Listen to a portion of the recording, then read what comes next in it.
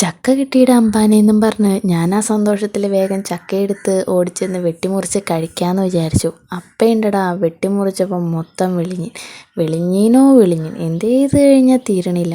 അത് ചുറ്റി ചുറ്റി തന്നെ കുറേ നേരം പോയി. പിന്നെ അടുത്ത മുറിച്ചപ്പോഴുണ്ടോ അതിനകത്ത് 4, 3, 5 കഷ്ണമേ ഉള്ളൂ. ആകെ സങ്കടമായി. ഒരുപാട് പ്രതീക്ഷിച്ചതല്ലേ. എന്നാൽ ഉള്ളിൽ എന്തെങ്കിലും കാണുമെന്ന് വിചാരിച്ച് ഒന്നും കൂടി വെട്ടിയപ്പോഴുണ്ടോ ഫുൾ ചവണി. കിട്ടാത്ത സാധനം കിട്ടിയതിൻ്റെ ഒരു സന്തോഷവും എന്നാൽ മുമ്പിലിരിക്കുന്നത് തിന്നാനും പറ്റാത്തൊരവസ്ഥയും, അങ്ങനത്തെ ഒരവസ്ഥയിലായിരുന്നു ഞാനിരുന്നത്. എന്നാലും നമ്മൾ തോറ്റു കൊടുക്കുമോ? ഇല്ല, ഞാൻ ഒന്നും കൂടി വെട്ടി. അപ്പയുണ്ട് ഒക്കെ തീരുമാനമായി, മൊത്തം ചവണി. ഇതുപോലെ ഈ ചക്ക ഇങ്ങനെ പണിയിരുമെന്ന് വിചാരിച്ചില്ല. എന്തോരം കഷ്ടപ്പെട്ടിട്ടാണ് വെട്ടി മുറിച്ചതെന്നറിയോ. എന്നിട്ടാണ് ഇങ്ങനെ ഒരു പണി. പ്രകൃതിയുടെ ഓരോ വികൃതികളെ.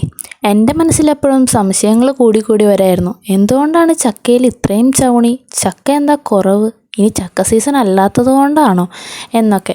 എൻ്റെ മനസ്സിലുള്ള അതേ ചോദ്യങ്ങളായിട്ട് ജിക്കു എന്നെ നോക്കുന്നുണ്ടായിരുന്നേ. അവനേതാണ്ട് കാര്യങ്ങളൊക്കെ മനസ്സിലായി. ഇത്രയൊക്കെ ആയെങ്കിലും സാരില്ലാന്നേ, ഉള്ളതുകൊണ്ട് നമുക്ക് ഉണ്ടാക്കാം. അങ്ങനെ ഞങ്ങളൊരു ചക്കപ്പുഴുക്കുണ്ടാക്കി. എൻ്റെ മനസ്സിലെന്നാലും ആ സംശയം മാറിയിട്ടില്ല കേട്ടോ. എപ്പോഴാണ് ചക്ക സീസൺ? അറിയാവുന്നവരൊന്ന് കമൻറ്റ് ചെയ്തേക്കണേ. വളരെ കുറച്ച് ചക്കയും കൊണ്ട് ഉണ്ടാക്കിയ ഒരു ചക്കപ്പുഴുക്കിൻ്റെ വീഡിയോ ഞാൻ എൻ്റെ ചാനലിൽ അപ്ലോഡ് ചെയ്തിട്ടുണ്ട്. അപ്പോൾ എല്ലാവരും കണ്ട് ചാനലൊന്ന് ലൈക്ക് ചെയ്ത് സബ്സ്ക്രൈബ് ചെയ്ത് സപ്പോർട്ട് ചെയ്തേക്കണേ.